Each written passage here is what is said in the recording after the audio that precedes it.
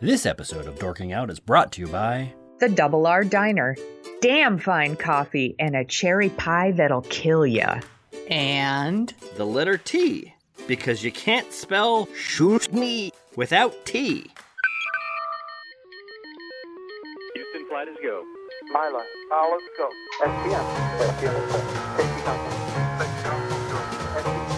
From Assignment X, Amalgamated Storytelling, and thesoniashow.com, it's The Dorking Out Show with Christopher Allen Smith and Sonia Mansfield. Welcome to episode 48 of Dorking Out, a podcast for people who like to dork out about stories and the stories and culture that we love. That means movies and TV, books and podcasts, and everything else, everywhere else where you find stories that interest you. This is the Twin Peaks Alien Covenant Walk With Me edition. With me today is my co-host, professional writer and author of The Sonia Show, Sonia Mansfield. Hey there. Hey there. With me today is my co-host, Emmy Award-winning filmmaker and nerd author, Christopher Allen Smith. Are you there? Yep. Still there? Okay. In this week's episode, we talk about Twin Peaks, which returned last night on Showtime. In our second segment, Peter Brown from Assignment X joins us to review Alien Covenant, which was the #1 movie at the box office this weekend. I got it. And finally, we end the show with what we're dorking out about this week, including Kevin Costner returning to Westerns and the third season of Unbreakable Kimmy Schmidt. Also, Star Trek. Finally, Star Trek. Oh my gosh, yes, and Star Trek. Star Trek, finally. Star Trek! Sorry. I forgot to put it in the rundown, so I had to blurt it out like a crazy man. That's fine. We've got a lot to talk about, so let's rock.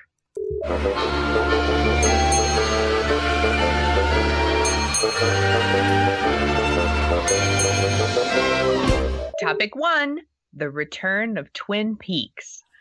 Unless you've been stuck in the Black Lodge for the past few years, you know that Twin Peaks returned Sunday night with 2 of the 18 all-new episodes on Showtime. If you're one of those weirdos who has never watched Twin Peaks, then I'm going to explain to you why Twin Peaks is kind of a big deal. Created by filmmaker David Lynch and Mark Frost, there was nothing like Twin Peaks on network television in 1990. Now the line between television and movies are kind of blurred. Actually, there's no lines now. Movie stars regularly make TV shows and TV stars make movies.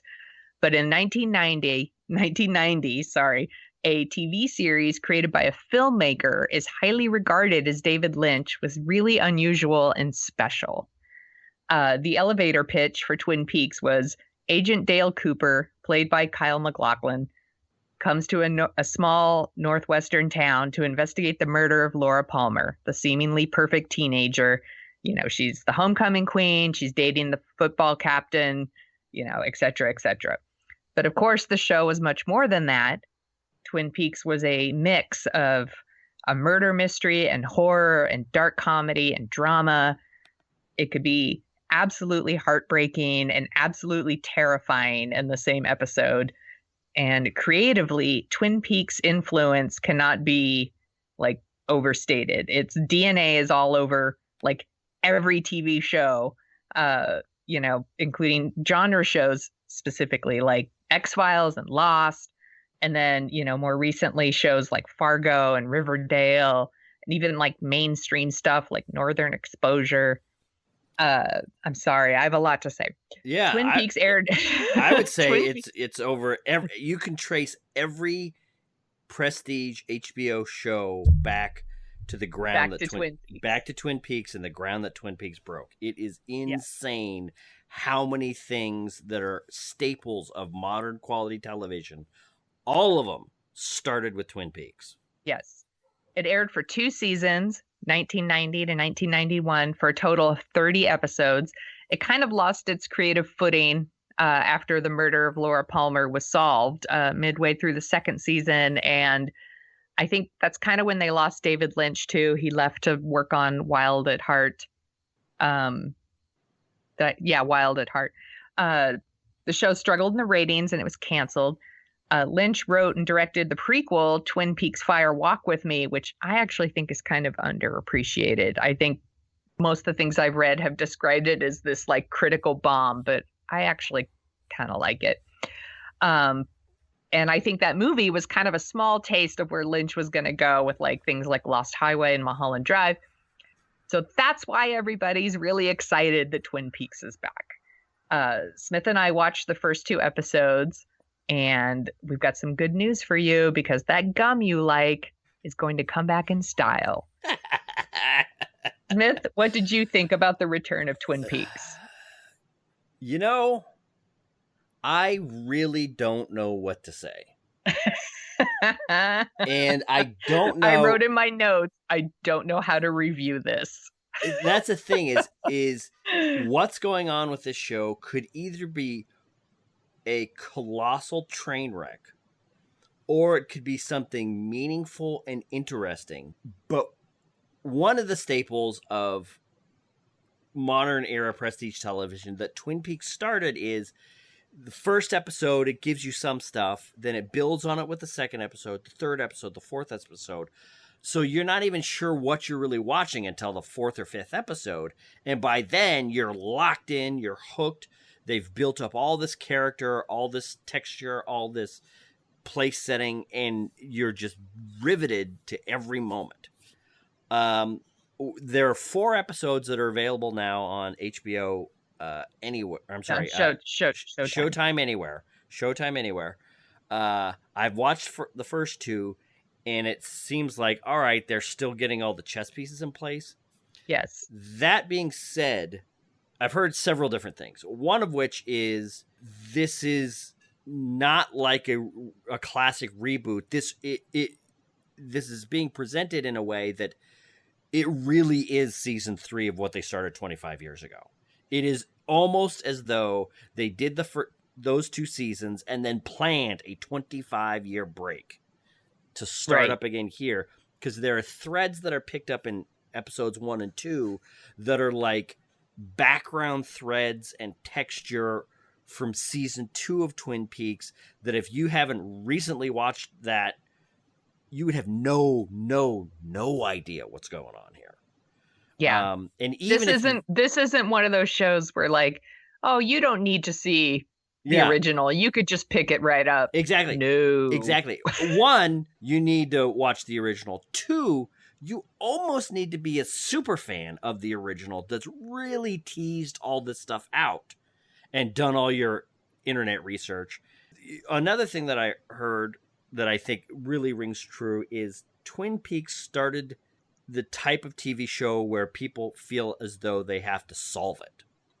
In that it was one of the first ones where there would be kind of like message boards or fanzines where people were trying to tease out clues and talk about stuff. A lot of the stuff that people got really familiar with and got into when Lost came on, and there were all these websites that came up, you know, delving into every different shot.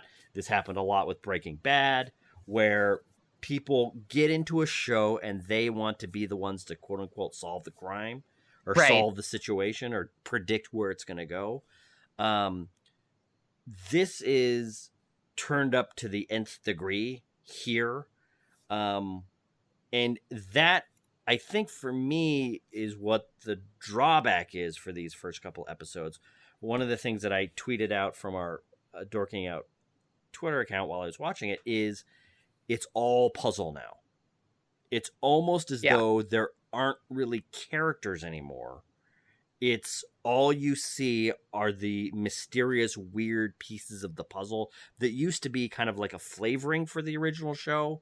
Now it's super concentrated, obscure, almost impenetrable avant-garde filmmaking, which is kind of cool, but it's a very, very cold, very, very impenetrable experience to watch.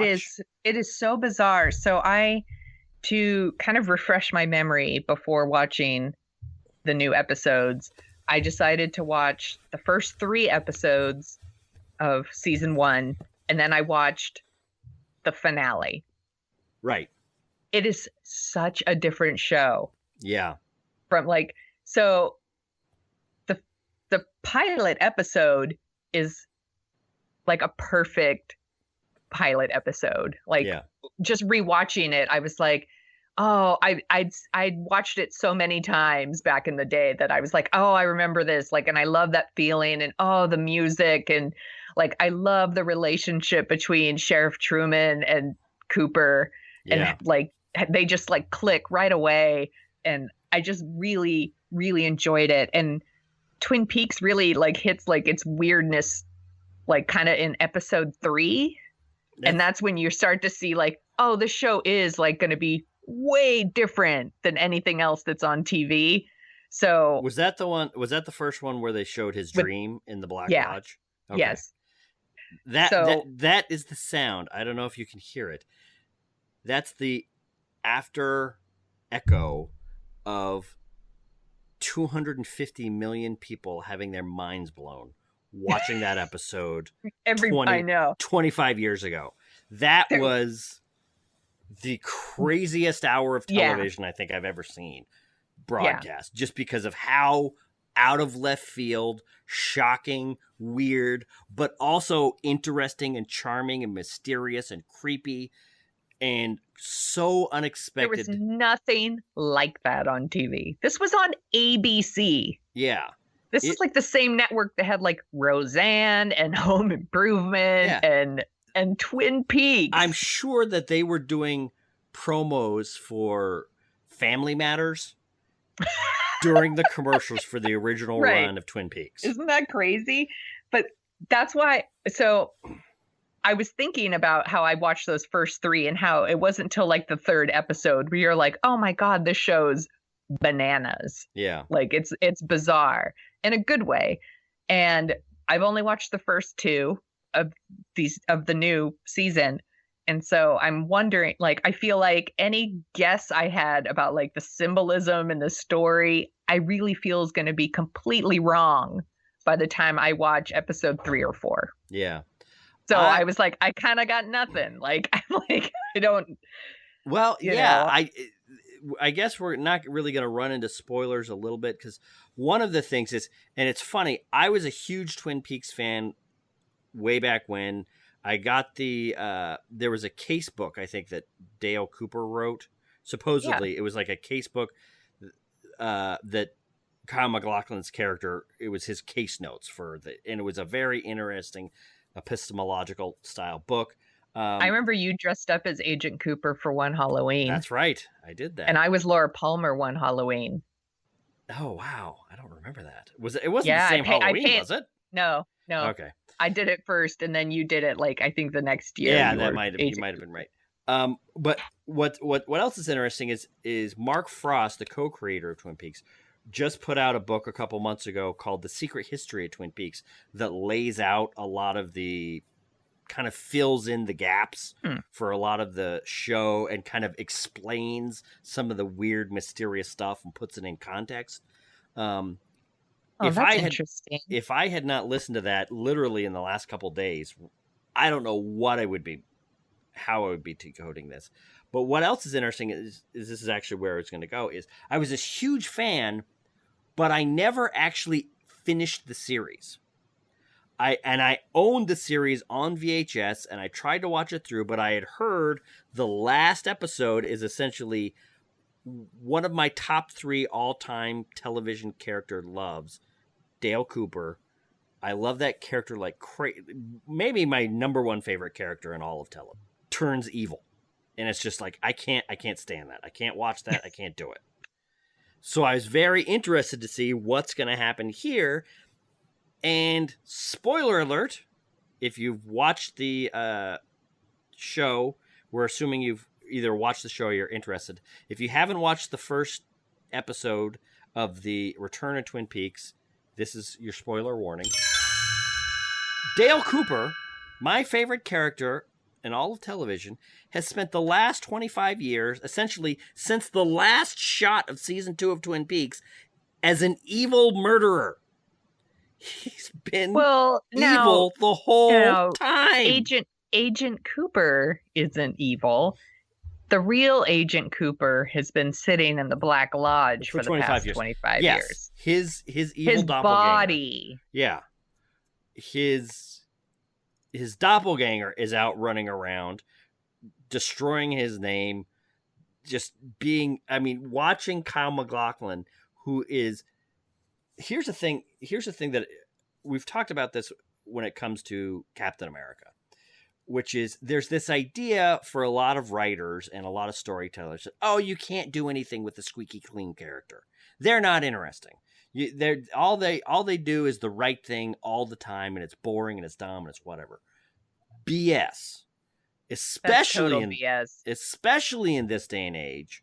But even back then, having somebody that really is a Roger Ramjet straight arrow, nice, honest, humble, but also exceedingly smart, exceedingly clever, is very fun to watch. Because it's, usually there are character traits that are put together by kind of lesser writers. And I'm speaking as though I'm not one of them, but, anyway. It's usually, well, they're really nice, but they're kind of dim. Or they're really honest, but they're kind of boring. That kind of thing. He is honest and super smart. He's good, and he's, it's all together, and it's just so much fun to watch. And just seeing that character has been sitting in one place for 25 years, walled off, away from his friends, it's just so heartbreaking. And thinking about this murderer running around and seeing Kyle MacLachlan's character, Kyle MacLachlan, run around being as awful as he is in these first 2 episodes is just almost more than I can take. Yeah. That part is really sad, because Agent Cooper is the best. And I'm really excited I haven't done it yet, but I don't really do this sort of thing, but I probably will go on Twitter later to read fan reactions because I'm really curious about how people are going to respond to this show, because I feel like there's a lot of love for the show because it was a phenomenon back in the day. Yeah. But I think unless people have rewatched it recently, I don't think they remember everything. So I think they think of how quirky the show was. Yeah. I think they think of that's some damn fine coffee and that's good cherry pie and and they kind of remember that stuff, but this show got messed up. Oh, in the second season. Not only does it end in this really messed up way where basically, Agent Cooper's trapped in the Black Lodge and his evil doppelgangers out there, but we finally find out who murders Laura Palmer, and spoiler alert for a show that's 25 years old, but it's, her own father who raped and murdered her. It's messed up. Well, it was a messed up show. And I think that, this was there was no social media then, but now it's I think people have forgotten how dark the show was and how weird it got at the end. They only remember kind of the quirky weird. Yeah. I don't know if they remember the weird. Yeah. Well, no, I'm with you, because that's the thing that was so creepy is it was her own father, but it was her father inhabited by this demonic Bob. He's creepy. That it truly is one of the creepiest characters ever on television. And there's a lot of people... By the way, I was petrified. Oh, yeah. Of Bob. Bob scared the crap out of me. I was afraid. Yeah. Actually, I just realized a perfect way for me to kind of put this into words for me, or what I'm thinking. Yeah, Bob is creepy. And let me ask, did you watch did you watch the finale back when it was on in 91? Yeah, I did. Okay. I don't know if I could have taken it, because here's what happened is for the last week, I've been trying to catch up and I've kind of been skipping through season 1 or I've been skipping through season 2, and an hour before the premiere tonight, I watched for the first time the last episode of season 2. There is stuff in the last episode of season 2 that aired on network television in 1991 that creeps me out like crazy. And Yeah. think about all the media on HBO, on Showtime, in the movies, everything that's come out, Silence of the Lambs and a million other things, everything that's come out, all the horrible stuff that's happened on Game of Thrones, all the horrible stuff that happened in Hannibal. I don't know if you've seen that, the series Hannibal. No, I didn't watch that. That's some of the creepiest, grossest stuff I've seen in any medium. Anyway, there are things and there are moments of that last hour of season 2 of Twin Peaks that freak me out more than that. It is insane how creepy that is. And that's why when I was rewatching, I was like, I can't believe that this was on network television. Yes. This would be something that if HBO put out something like this now, people would be talking about it the next day. Like, holy crap, did you see that episode of Twin Peaks on HBO last night? That was the craziest thing I've ever seen. In 2017, they'd be saying that. So, but the thing that I'm bummed about with this, now that I'm kind of coming down from the high or the excitement of watching the first 2 episodes, and it would be like a third police procedural, a third small town weird, wacky, quirky soap opera, and then a third David Lynch going nuts on television. Yeah. And it was a perfect mix because just as it got so avant-garde and weird and demented and dense that you were having a hard time even thinking about what was going on, they would kind of come back and then they'd go back to nuts and come back. And he was taking these like kind of television tropes almost and like subverting them, like using them to push this, like his David Lynchiness, I guess. And it was such a perfect, sweet combination. Yeah. Mike? Oh, go ahead.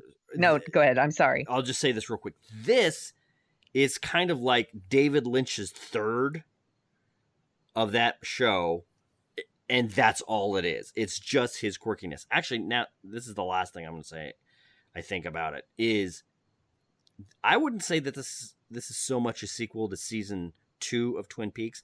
I would say this is a sequel to Fire Walk with Me. Yeah. This is absolutely undiluted, uncut, highly concentrated David Lynch nut. And it's... I think that's a great way to describe it to people. I'm wondering... I'm going to watch parts 2, 3, and 4, and I'm going to keep with this. But I'm trying to think if it keeps going at this level of obscurity and weirdness and non-explanation, like what's it going to be like to watch episode 9 of this or 10 when there's 18 episodes? It's like, what are we even like?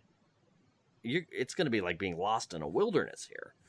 I am reserving my judgment because I don't think we've hit the episodes that are going to kind of pull it together a little bit. Yeah. I would say that after watching these first 2 though, my only like real complaint is we don't get enough Twin Peaks in Twin Peaks. Thank you for saying that. I was just thinking that they are almost not in Twin Peaks at all in these first 2 episodes. Yeah. Oh, yeah. That's kind of my big complaint right now. But like I said, I really feel that much like the original series where things really came to head in like the 3rd and 4th episode, I think that could happen here too. So I don't want to start being wrong yet by throwing around all my ideas that are going to be totally wrong when I sit down and watch episode 3 and 4 tomorrow. Yeah. Yeah. I think I might even watch them now, kind of when we're done doing this podcast. And I'm still really excited it's back. And not only am I excited just to see what happens to everybody and like kind of be in the world again, is I'm really excited that it's got everybody talking about Twin Peaks again. Yeah. And I've been really enjoying rewatching the old episodes, which I haven't done in a really long time. Yeah. So, if anything, thank you, David Lynch, for getting me to rewatch it because it's a really good show. Yeah, it's interesting. So I guess what I would say is let's check in on this. Yeah, that's a great idea. 7 or 8 episodes down the line, because this is with let's do a half. Let's check in halfway. Yeah. So, because with a show like an impact of this, and a artistic creator like David Lynch that really tries to go far out and really tries to cast his bait way out in the middle of the river, you kind of have to give him a little bit more slack than just the usual grab you in the first 5 minutes television type show. So let's see where we're at. He's not trying to give us, that's the thing, is he's set it up in such a way that the only way you can really judge David Lynch is by his own standards. And I think David Lynch at his worst has been just punishingly obscure, very abstract, very difficult to follow. Yeah, I was going to say really inaccessible. Yeah. And I don't know if he's that far out here yet, or if he's coming back. I do. Yeah. One of the things that I'm really noticing is how much character moments and character development they had in the original show that is completely, I couldn't name one character or one real character moment in these in the first 2 hours of the show. That's the thing. Like, if you're telling a story, any story, we need someone we can connect with. Yeah. And the only connection we have is Dale Cooper. And that's because we've been with him for 30 episodes before this 25 years ago. But like, I would have liked to have got a moment in the first episode to kind of reconnect us. Yeah. It's a strange, but it's a strange show, but I'm pretty curious to see where it's going to go. Yeah. That's the thing. It's we could be watching a train wreck right now. We really could not have any idea what is going on in the show, and it could be a complete artistic failure. And we're not. David Lynch is such a interesting creator that you have to give him so much slack that it might be what might be our review for episode 18 is, I guess that was What You Do About Nothing. I guess that was just a lot of weird stuff thrown at the wall, and that's it. Yeah, but I don't know. Yeah. So, all right. Is there anything else that you would like to say about Twin Peaks before we move on to a movie where we are going to disagree a lot? I'm pretty excited for that too. It's so fun when we disagree. No, I think I've said enough about Twin Peaks, but I look forward to us checking back in because I think there'll be a lot to talk about. Definitely. All right, on to topic 2. Hey, want more dorking out? Yep. You can visit our website at dorkingoutshow.com. You can. And you can like us on Facebook or follow us on Twitter. On Twitter. Do you listen to us on iTunes? Yep. It's cool. It's cool. We won't tell anyone. Nope. Please take a few minutes out of your busy day of pretending to work while you watch cat videos to give us a review on iTunes. Cat videos! For some reason, iTunes really cares about reviews, and it helps us attract more listeners, and you want us to have more listeners and be popular and cool, don't you? Yep. Of course you do. Yeah. And now, on with the show. Yeah. That brings us to topic 2. Alien Covenant and the state of really reused, really beaten up franchises. I am not starting this review with a thumb on the scale in any way. Joining us for this segment is Peter Brown. But first, over 30 years ago, Ridley Scott directed one of the best science fiction movies and one of the creepiest horror movies in Hollywood history, and they were both the same movie. That, of course, would be 1979's classic Alien. Since then, he's made a career of lush, amazing-looking movies that are a bit hit and miss on the storytelling side. That goes double for Prometheus, the 2012 movie marking Scott's return to the franchise he began. By then, and maybe until today, the Alien franchise has become one of the most beaten up, battered, messed around franchises in Hollywood history. For every classic sequel, like James Cameron's Aliens, there are 2 or 3 deformed creatures, like possibly the underrated David Fincher entry, Alien 3. I've heard some good things about one of the cuts, which I have not seen.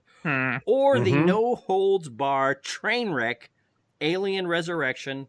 Then there's some Alien versus Predator movies, which we're just going to step past. When it came out... Peter loves those movies. Well, he can talk about it. Love is a strong word. I don't know if I would go as far as saying love. All right. When it came out, Prometheus had a lot of fans excited for another top-shelf Alien story, but the final movie left a divided fan base, half liking it and half loathing it, even though it got a remarkably high score on Rotten Tomatoes for a movie with the reputation of a flameout that it seems to have developed since it came out. So now Scott is back with Alien Covenant, which looks like it's going to be similarly divisive. Peter, let's start with you. Yeah. Sure. Editor at Assignment X, what did you think of Alien Covenant? I have mixed feelings about it, to be honest. There are a lot of things that I liked about it, and I'll go into that later or now, whatever. But this is an extremely flawed movie, extremely flawed. So I would say overall, I would kind of say that I liked it. However, I wish it was something different. So that's, I guess, maybe the best way to put it. It's as if they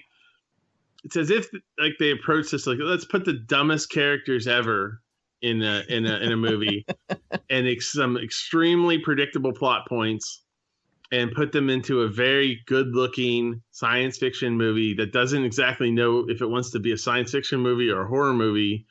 And let's see if it turns out somewhat decent. And so, yeah, it's the dumb characters in it is really appalling. Like how dumb they are in this movie. I mean, just like just way out. It's just amazing how dumb they are in this movie. But they could get away with being this dumb, and like in a movie, a modern movie, that you could get away with having characters that are so stupid. Wow, they're one step above, like, you know, I'm going to investigate this strange noise outside.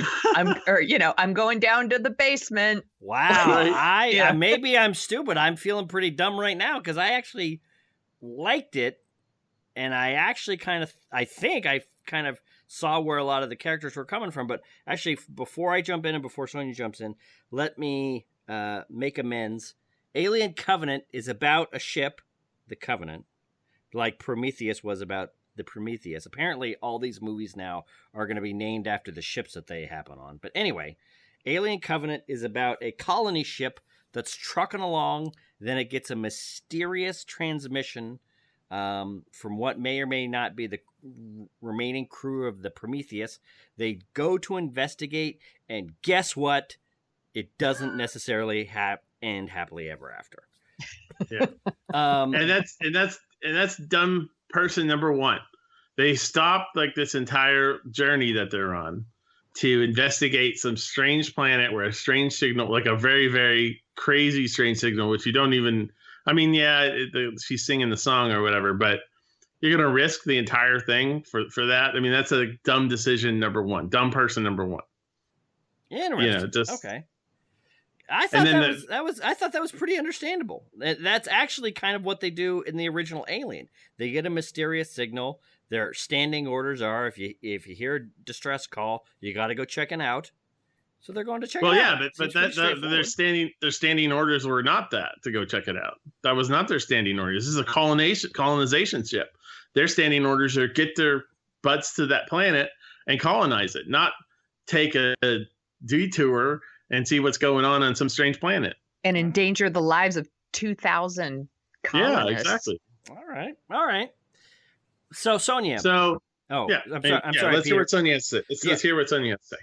And the only prequel I'm interested in is a Vasquez origin story. I would That's love what that. I That want. would be awesome. Vasquez from Aliens, correct? Yes. The Space Marine. Yes. I did not like this movie at all. At all. I think it doubles down on the worst part of Prometheus for me, and then throws in like a bunch of scenes that I've already seen in Alien and Aliens and Alien 3. Now, I will say, like, I understand that there are people who love the whole like mythology aspect of these movies. Like, they care about like how the aliens were created and, you know, why they were created. But to me, that's like, they're basically midichlorians. I don't want to understand. Mhm. Like, I just want them to be monsters. I am for in me- complete agreement. I yeah, am in for complete me- agreement. I don't need to understand why they are.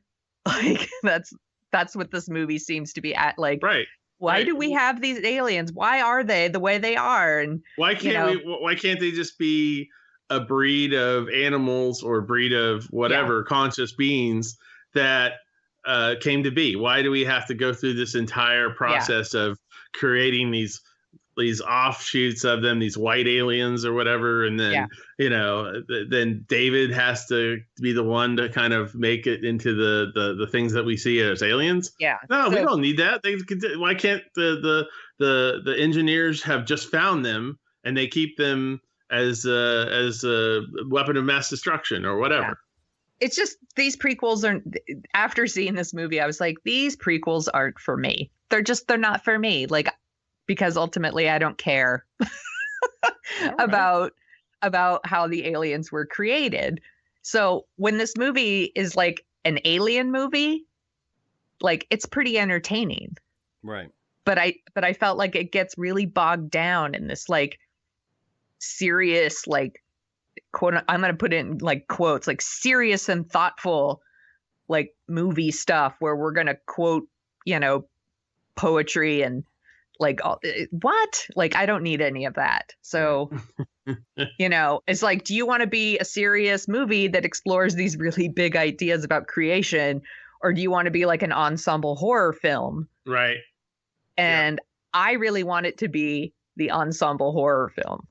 But you liked it, Smith. Well, so... I did. What's interesting is, and let's get this out of the way, I think we're going to move into spoiler territory. I think when I asked you coming out of the Thursday, I texted you coming out of the Thursday preview. I said, "What would you give it?" And you said a 3. Correct me if I'm wrong. And I think I said a 7. I'd maybe give it like a 6, 6.5, 7. Oh, it sounds like Peter and I are wearing you down already. Well, a little bit, but I agree. The thing is, I agree with a lot of what you're saying. My thing is, this is I don't know, what is this? The 7th or 8th Alien movie, depending on how you want to count these. At this point, I'm no longer interested in the face huggers. I'm no longer interested in really acid for blood. I'm no longer interested in all the things that people thought were so cool in the earlier Alien movies. Just aliens jumping out and eating people. One of the things that I thought was so effective in the original Aliens is it was a truly different kind of creature. And that's one of the things that made it so horrifying, the way it gestated inside people and popped out, the way it, you know, it used people for, you know, breeding. Well, that's, you know, all of that. That's going to be a problem with these movies because they're a prequel. So Exactly. You already know what the aliens are like. Yeah, you already know what the aliens are like, but I'm actually not interested. But I am interested in David's story. And see, then these movies are for you. Or for you. and what I think is pretty interesting is the aliens. I think Ridley Scott might be cognizant of this. Is that, you know, he's not going to be able to have any jump scares or creepy scares or moody scares or suspense scares the way he did with the original Alien, because half of that original Alien was, what the hell can this thing do? what the hell is this thing? It doesn't have eyes. How is it sensing us? It seems to be able to live out in the vacuum of space, and it's doing all the stuff that's just nuts. But now we know all that stuff. We've lived through Aliens. We've lived through Alien 3. We know how it gestates. We know how it changes. We know how it shifts. Now it's essentially the engine of David's grievances towards humans.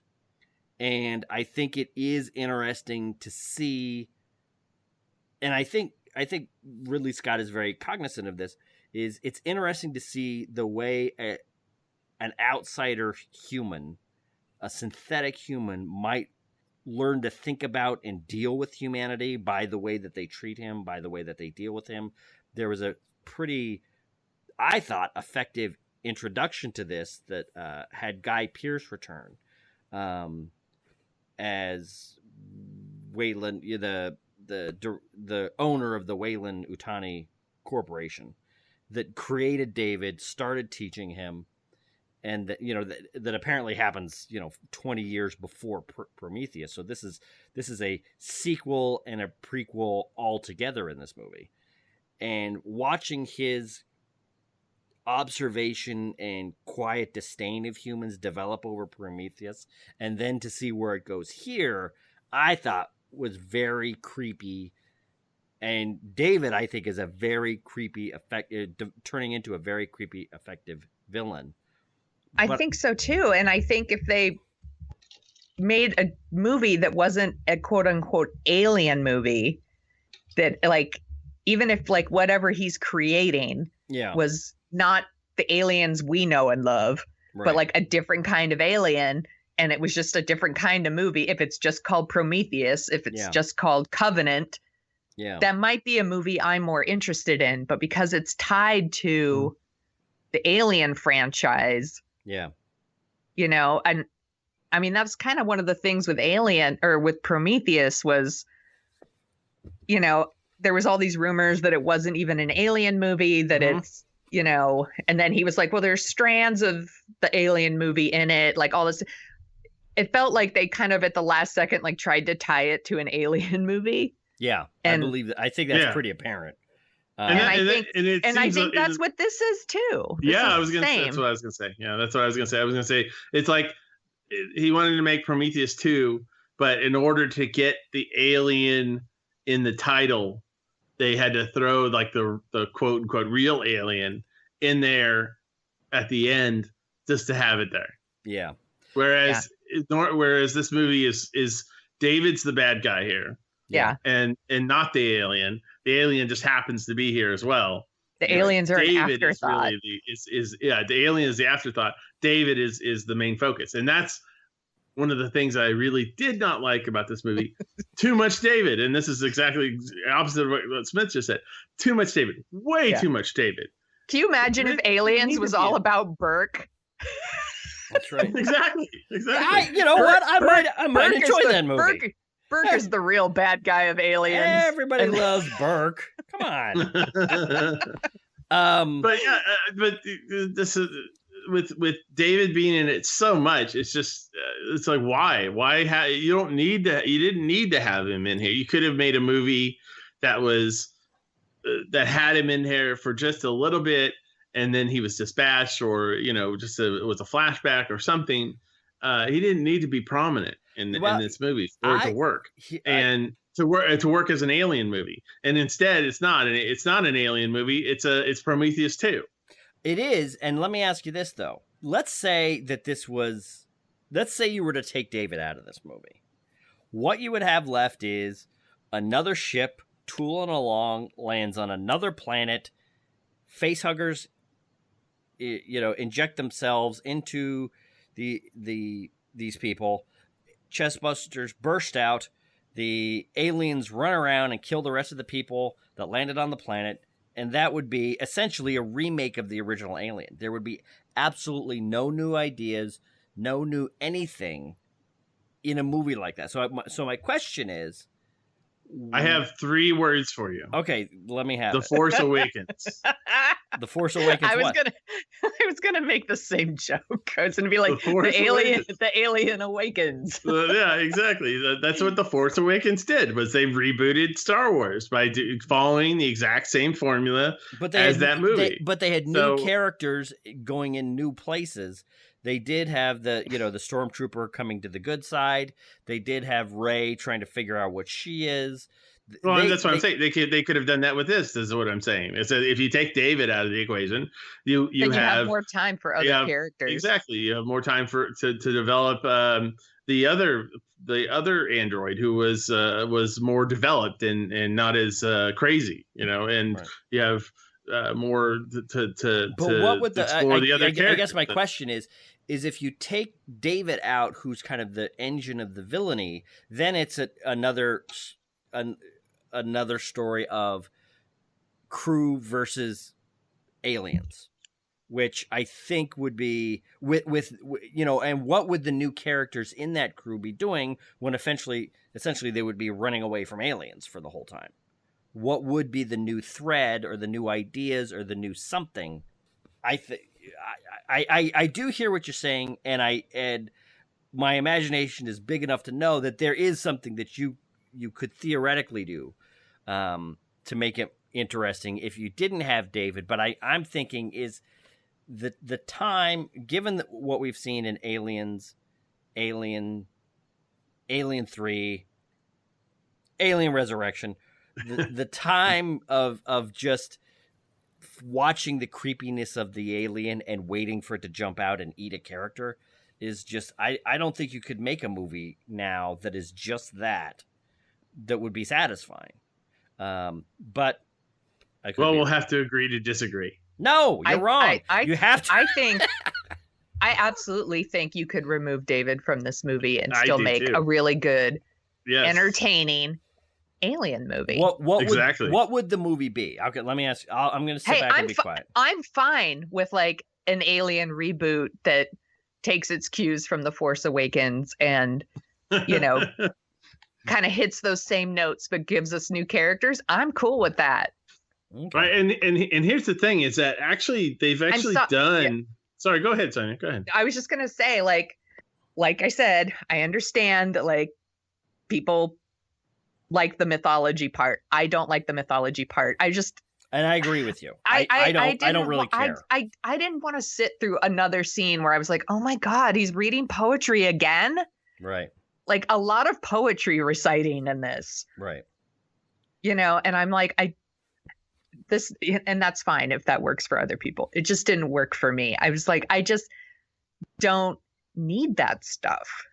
And I do feel like they could have introduced new characters or maybe develop these other characters, flesh them out a little bit more so we could care about them.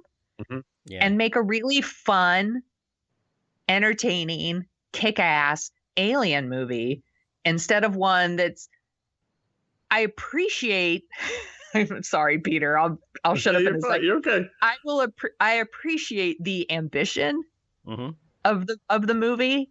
Like, and I like that it wants to explore like big ideas.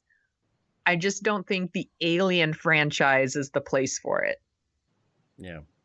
Right. And that was the good thing about what Alien, the original did is that, you got to know Parker and Lambert and Ripley and Dallas, and you kind of learned these people and you knew their names, and you kind of felt for them and their plight. And there's nothing that says you couldn't do the same thing with a new movie with new characters, and they have all new motivations and personalities, and enter in the same sort of equation of an alien that is, or multiple aliens or whatever, and having them stalk them. There's nothing that and to me, I would be okay with that. I would actually enjoy that much more than what we got here, which was David running amok and killing everyone and being the big bad. That because Michael Fassbender, he is really good in the movie. Yeah, like you're not wrong when you say that David he's quite the villain. Right. And I just think tying him to the Alien franchise isn't. I think he could be in a different movie And that movie would probably be really good too. It's just Right. not the right fit for an alien movie. I will agree with you. I did think that most of the characters on the Covenant were kind of relatively stock working class. Can you remember anyone's name Well, other than David or Walter? Here's the thing. There's David, Walter, Tennessee, which is funny because it literally is like Dallas in the original. It really is. Hey, let's just name this guy after the state he's from. It's just it's just and he's got the cowboy hat, and it's just like, hey, guess who he is? He's the down home space jockey. That kind of thing. And then there's Daniels, who's the main character, right? Yeah. Then there's Daniels, and that's everybody else falls off because they're not around long enough to know. And then and then there's the lady and the other lady and right. the guy, the lady pilot, and the guy, and the one person, and the guy, and the really terrible captain. Who's the dumbest of them all? The character. So. Well, I hear you. I and I think part of it is I always like spooky what happened to the ship mystery solving, and a large thread of this was finding what happened to the crew of the Covenant or the Prometheus, finding and then teasing out the threads of what happened in the 10 years between Prometheus and this. And for me, I'll in a way, I watched Prometheus last week. This movie kind of confirms what I think a lot of the people who are critical of Prometheus said, which is, I think you could have added 10 minutes of the material from Prometheus to this movie and then completely disregarded Prometheus. Prometheus really is a prequel with no purpose. I don't know what Ridley Scott's original trilogy idea was Prometheus, because my understanding was he wanted to make another space movie. He wanted it to be Prometheus. 20th Century Fox says you've got to make it connected to the alien universe somehow. So he caved in with the hopes of making 2 more movies that were true Prometheus sequels. This one, my understanding is, they kind of jumped a lot further along in the development of connecting Prometheus to aliens because Prometheus didn't do all that great. And this is the movie that got created, which is a sequel to Prometheus, but also trying to be a hardcore alien movie. But you could cut Prometheus off and make it be the backstory for David, and they just show up on this planet. There's this, robot that is lost from, they do this in every 3rd episode of Star Trek where they reference some ship that's lost years ago, and then they find the crew and find out some creepy thing happened to them. They could have done that here. So in a way, Covenant could have been the first Alien prequel, and I think it might have been more effective under those circumstances. We're in spoilers, right? Yes, we're deep in spoilers now. Okay. What did you guys think about how they handled the Dr. Shaw stuff? Actually, that's one part that I actually liked, that she was completely cut out of the movie. It totally reminded me of one of the things that everybody really hated about Alien 3 was that you kill off, 2 major survivers from aliens. Yeah. In the first 5 seconds. We never see Dr. Shaw, and then it's revealed later that David, used her in his experiments and that she's dead. Well, here's the difference. And I was like, well, that sucks. She's like the one character from the first movie we were supposed to identify with and care about. Well, here's the difference. Everybody loved Newton Hicks from Aliens because what's not to love? Hicks is a great character. Newton is a great character, right? So nobody liked Elizabeth Shaw.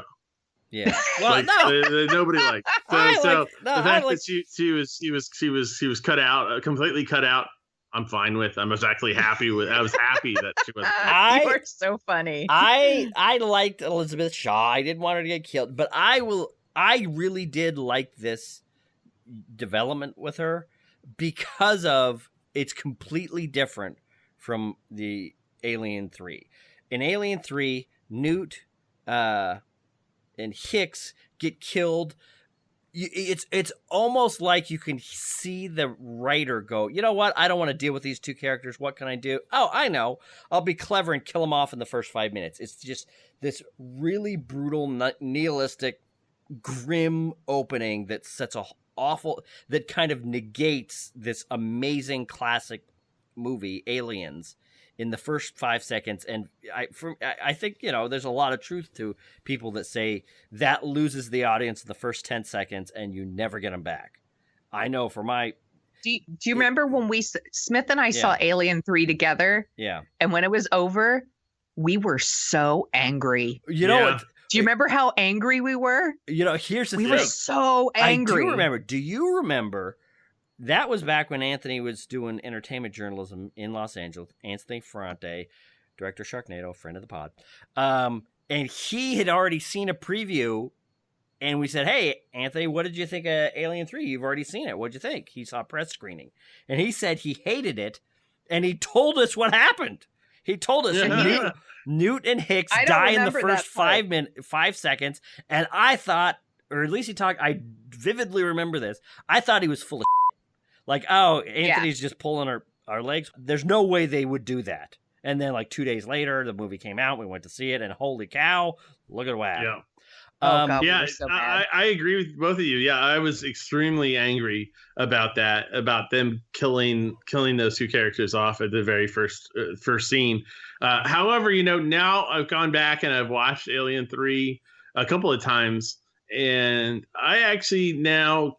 I don't exactly understand. I wouldn't say I understand that why they killed them off the first, but I can live with it. And now kind of that movie is a little bit better in terms of I understand kind of what they were going for. He was kind of going for the original Alien feel of people being trapped in this with this monster killing machine, and just so I understand kind of maybe a little bit more why they did it, because. Why if you kill those guys off, then you don't later have to see them get killed by the alien. Right. So actually, I do you don't have to see Newt get killed, and you don't have to see Hex get killed. And I do want to add something right here. How is this movie? Recently did an episode on Alien 3, which is fantastic, that explains the insane position 20th Century Fox put David Fincher in to make that movie, and I can't even imagine a first-time director going into that development hell and having to pull a movie how he made a movie at all with what he had to work with is actually really amazing. Yeah, it's spectacular. Now, the last thing that I'm going to say is the other reason that I like about what's going on with Shaw and the development there is because her death comes from what the character of David is doing. And I'll admit, I like, now that we're thinking about Alien 3 and this movie kind of side by side, it's interesting. My reaction is different. This movie ends in a very grim place. Mm-hmm. It ends revealing, oh my God, David, now he's got these aliens. He's on the Covenant. The heroes of this movie are put back into suspended animation.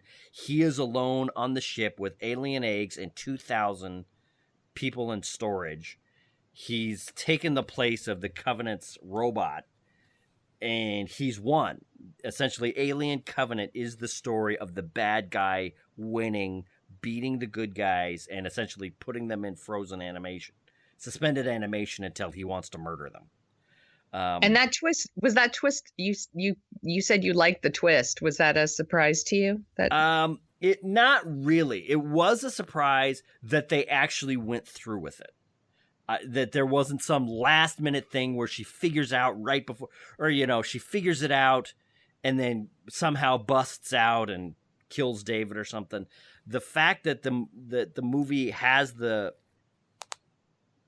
storytelling fortitude to start a grim thread like that and write it all the way down, I did kind of like that, and I think that's part of... I respected it. I respected that a big Hollywood summer movie is going to end in such a grim, hard place. And I think that's the difference between Alien 3 and this is Alien 3 starts out with something that awful and dark and mean, and watching 2 hours after with that aftertaste in your mouth is just difficult. Right. With this one, it's kind of like the thrill of, I feel blasphemous even saying it like this. With this one, it's kind of like watching Hannibal Lecter walk off at the end of Silence of the Lambs. It's like, oh my God, this horrible killing monster is now free to roam the earth.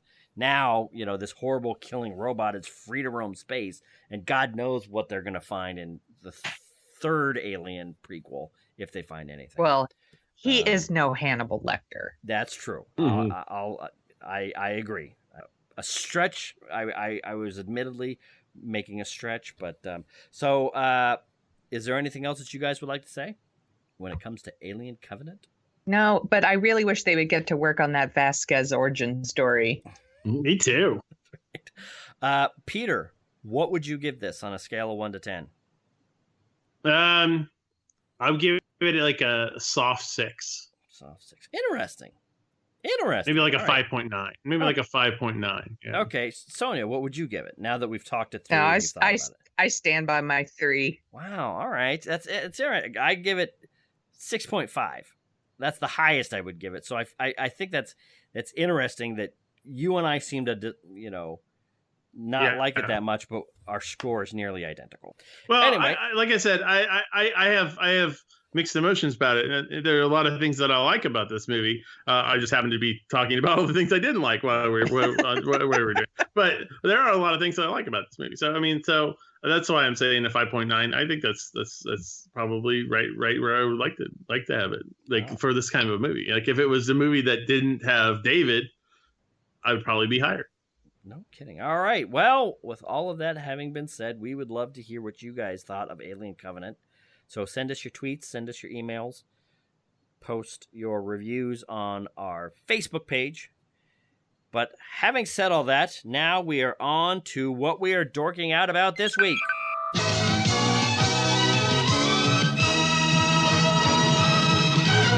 And now it's time to talk about what we're dorking out about this week.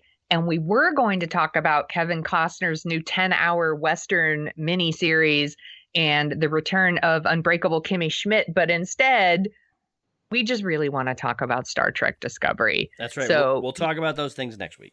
Yes. So Peter Brown is still here. And David Tracy. Hi. From my other podcast, Old Movies, New Beer, and my better half is also here because he is a huge Star Trek nerd to talk about Star Trek Discovery trailer. Say hi, David. Hi. Is it? I don't know if I'm as big a geek as Smith is for Star Trek. That might be true, but you're a guest. So, but I don't think I am as big of a geek as the two of you either. Oh, come on now. Nobody's as big of a geek. Right. Yeah, which begs the question, why the hell are we having you on our podcast? Whose idea was this? You're supposed to be here because you know things. You're smart. You're with it. You can talk. And now I didn't say I didn't like it. I just said I'm not as big of a geek just as a it. bunch of dissembling and just... All right, fine. Sonia, what did you think of Star Trek? No, don't start with me. Let's start with David. Oh. I thought the visual effects were really good. It's pretty crazy top-notch for television. I think it's a kind of another example on how they're not really taking any chances on the... This is a pretty big budget thing from the looks of it. It's Game of Thrones just really raised the bar. So if somebody's going to do something with their main property, like they've got to put up or shut up. And I feel like they're really doing it with Star Trek. I think it looks gorgeous. So it's probably the best looking Star Trek series. Yeah. Yeah. And for being on all access too. I mean, that's a lot of money to throw into something that you're going to put on all access. Right. Yeah. I mean, that Next Gen was like really cutting edge for the time. Right. And they did some crazy stuff, like they did the Borg Queen and things of that sort on a TV budget, which is ridiculous. Yeah. But they're really, they really done a bang up job on the look of it. I think it looks really good. Mm-hmm. What'd you think, Peter? Definitely. That's one of the things I was going to talk about too. The special effects look amazing. One of the questions I had is this taking place in the J.J. Abrams universe or in the Roddenberry universe? It's taking place in the Roddenberry universe. Okay, because it really looks like a J.J. Abrams universe series. Yes, it does. That's definitely one of the things that I got from the trailer with the lens flare as well. There's lots of lens flare. So so right away I was a little confused because I wasn't sure. I was like, I thought this was a Roddenberry universe, but then it looks so J.J. Abrams that I was a little confused. But that said, the effects look really good, and I'm interested in seeing it. I don't know if I had that much high hopes for this, especially considering all the tribulations that have gone through and getting it to the point where we can actually see it. This kind of bolsters me a little bit more into actually wanting to see it now. So in that respect, that's a win. Yeah, definitely. Sonia, what did you think of it? I think it looks really good. I was one of those people that when they announced that they were delaying it, I was kind of okay with that because to me, it made me think like, well, they really want to get it right. Right. So I appreciate that. I think it looks really great. And I'm excited that they got Michelle Yeoh playing the captain. And I don't remember the other woman's name, but she's from The Walking Dead. Peter, you probably remember her name. No. God damn it, Peter. Why do we have you on this show? But I know her character. She was Sasha. All right, fine. Close enough. That works. I guess. As a lady, I guess I'm excited to see some ladies in the Star Trek universe as well. I'm in. You're forgetting an entire show. What about Janeway? She was captain of the Voyager for 7 years. I wasn't saying like. What about Chakotay? I wasn't saying like for once for some ladies. Chakotay's a lady to you? Is that what I'm hearing, David? I always, when you say Janeway, I always think of her. She was always having the conversations with him, and he was always such a bland, kind of dumb character. When I said that I'm excited that there were women in this, I wasn't trying to suggest there weren't women in the other shows. I'm just saying, as a woman, I'm excited to see more women in the Star Trek universe. That's all. All right. What did you think, Smith? You're the one who's like, you were devastated when they said they were pushing it out. I was not. Well, yeah, I had the podcast. We were going to have a spinoff podcast. We are going to be all ready to go. And this just blew that all out of the water. And I'm just now it's like, now I don't want to have a podcast. No. I thought it looked really good.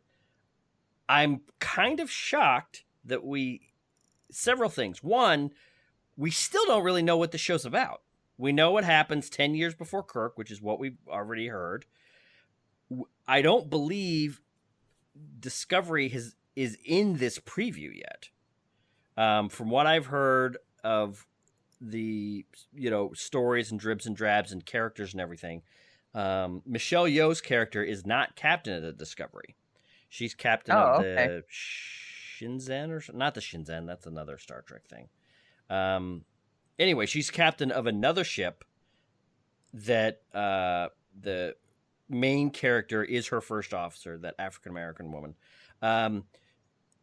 from Walking Dead. So we're also not seeing Jason Isaacs, who I believe is rumored as the captain of the Discovery that the main character has to serve under.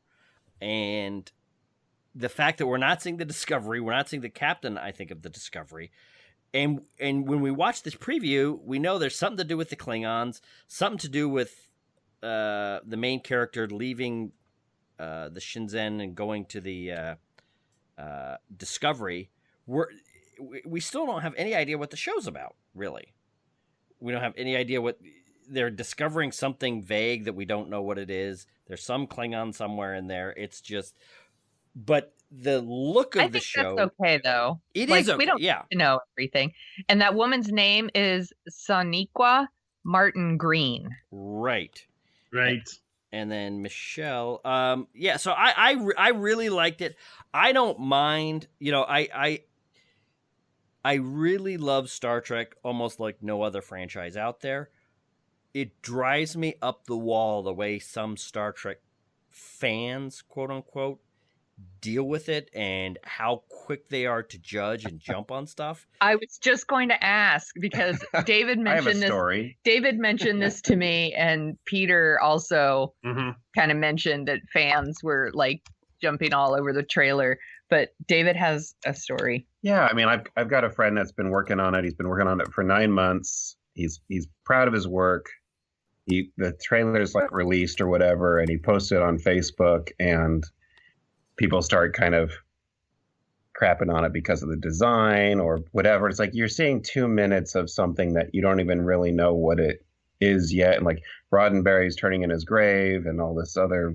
All the horrible things they're saying.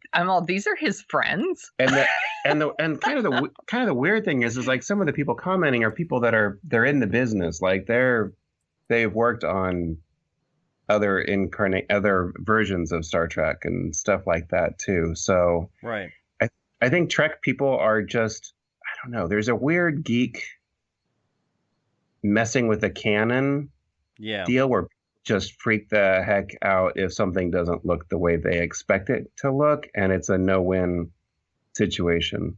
Yeah. And Star Trek has it, I think, in spades, right? Which is because it's the most accepting, in theory, universe. Didn't you say that like some people were mad because it doesn't look like the original Star Trek? Yeah. So, and I was like, well, they can't win then, right? Because if they were like, let's make it look retro and make it look like the original Star Trek, then people would complain. With wires. Yeah, like, God, special effects are so awesome right now. And how come they didn't make it look awesome? And then they make it look awesome. And they're like, it looks too awesome. Yeah. No, there's definitely some stuff going on there. And that's one of the areas where I would just hope, as long as they're true to the spirit of Star Trek and what it is. And actually, let me step back.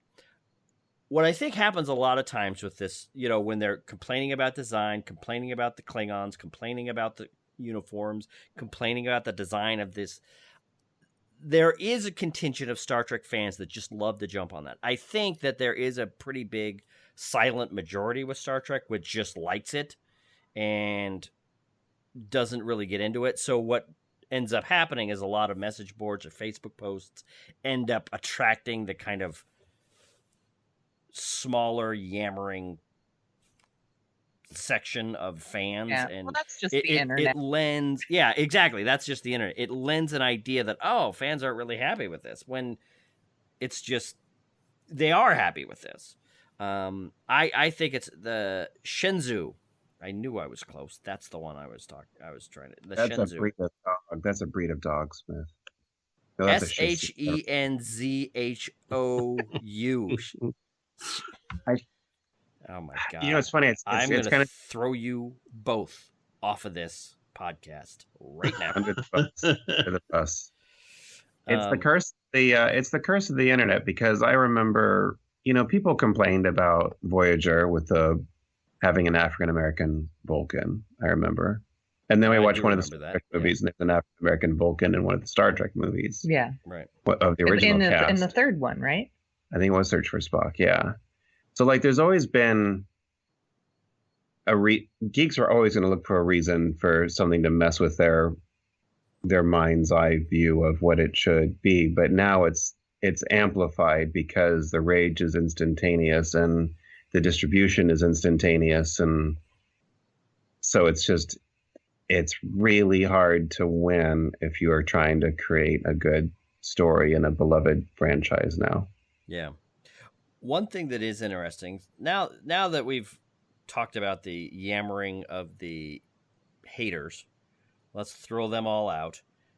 One thing that's interesting is when CBS talked about this, it's going on All Access, which is essentially CBS's bid to create a Hulu/Netflix style place for people to pay a certain amount of money a month and go watch their shows. Star Trek Discovery is supposed to be one of their prestige things.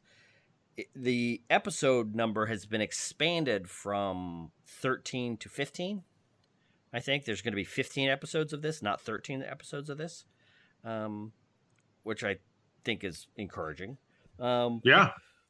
It's funny. A lot of people are talking about Akiva Goldsman as being nervous that he's one of the writers and executive producers I'm one of those people. Which I agree with you.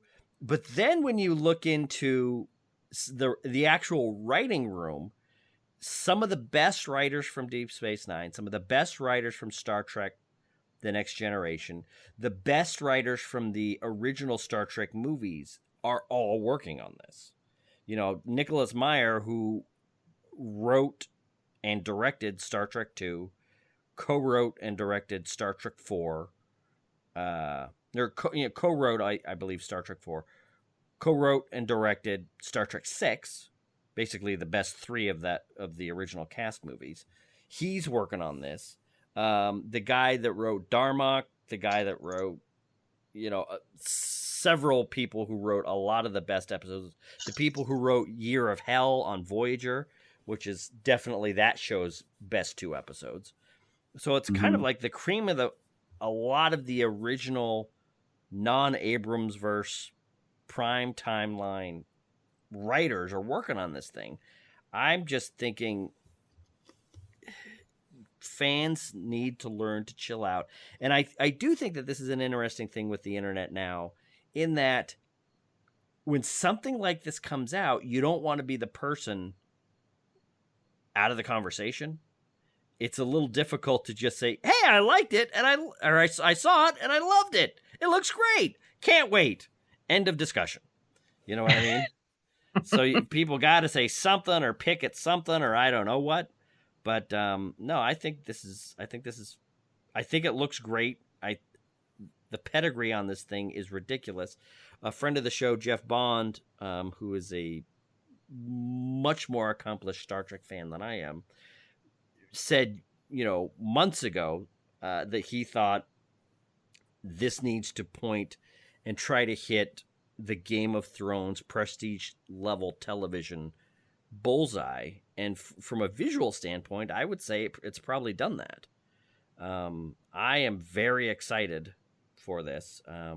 But yeah, that's the long and the short of it. I guess we will wait till sometime in the fall. That is one thing that's interesting, is that they have not yet revealed an actual premiere date. I hope that they'll do something where it's not just everything is progressing one over gigantic story, and that they'll have one-offs. Like, I feel like because of Game of Thrones, there's a real pressure to do that, and I think there's something to be said for short form, for like an amazing short story, just as much as there is something to be said for an amazing novel. And I think that is definitely true with television, and you're not seeing that anymore. It's kind of, I feel like some of it's been, I think, because of the way stories are and the instant, 13 episodes all at once on Netflix, stuff like that. You don't have that, holy mackerel, that was the most amazing 60-minute complete story that I've seen. I mean, it's right. And I would, and some of the best episodes of Star Trek they're one-offs. I mean, they're not. So you learn a lot more about the personalities in the characters with those episodes than you ever do with the mythology episodes. Yeah, and those are the episodes that you remember. Like, I think about the Galactica episode where they have to jump every 24 minutes or something like that. Right. Oh yeah. Yep. Yeah. 33. Yeah. Shows you how much of a geek I am for that's right. VST. Well, the episode's actually called 33. So yeah. So that's my only reservation. I hope that they are confident enough where they feel like they don't have to do straight mythology, just a straight mythology story, and do a sidestep for a little bit and just do a really good story. I agree. Hate to spend this entire show disagreeing with everybody, but why stop now? I there's where I kind of disagree. I would like this Star Trek to work in the modern era as a one season storyline. I think, what we've learned for a lot of the HBO shows like The Wire or Game of Thrones or something, having each season be essentially one complete story, I think is really satisfying. And it's something that they tried a little bit on Deep Space Nine back in the dawn of prestige television, and actually had fewer episodic shows and had more of a season-long arc. I'm actually excited to see what Star Trek does when its stories are not confined to 44 minutes and can kind of spread out a little bit. But I guess everybody wants something different from their Star Trek. That's right. Peter, is it minutes? They'll probably be a full hour. Yeah. Right. Peter, was there anything else that you wanted to say? No. But I do. I disagree with you, Chris, on that. on that. So there is something else you want to say. It's that you disagree with me. You know what? But I agree with David in that. Sonia, is there anything else you'd like to say before I throw two of these bozos off? Sorry. I also disagree with you. Ah, the hell with all of you. I was just gonna say he brings up BSG, which is one of the hallmark science fiction series that is out there, and it frequently, like he said, had episodes that were self-contained, and it didn't need to have something that had to do with the overall larger picture. And it's fine if you do that. So hopefully they will have one shot kind of storytelling as well as kind of a larger picture. So I think you need to have it in some regards. That's right. Thank you for listening to us right Smith wrong. We'll be back next week. Get it while you can, because you'll never see it again.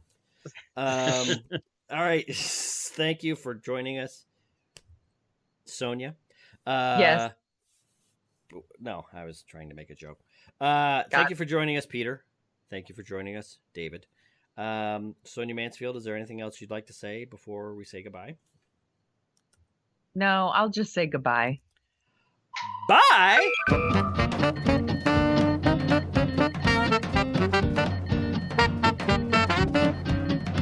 The Dorking Out Show is on Twitter at Dorking Out Show, where you can find Chris at Jet Jurgens and Sonia at The Sonia Show. You can read about Sonia's random adventures at thesoniashow.com and track the slow and creeping progress of Chris's novel and his other hijinks at jetjurgens.com. You can find out more about The Dorking Out Show at dorkingoutshow.com. While you're over there, you can support us by giving us a review on iTunes. We have a handy-dandy iTunes link to whisk you right back to 2007, where you can leave your review and 5-star rating in iTunes. We'd do it for your podcast. Want to dork out even more? Well, you can sign up for our newsletter, where you'll get all the headlines we use as fuel for the show. That's it for this week. Thanks for listening.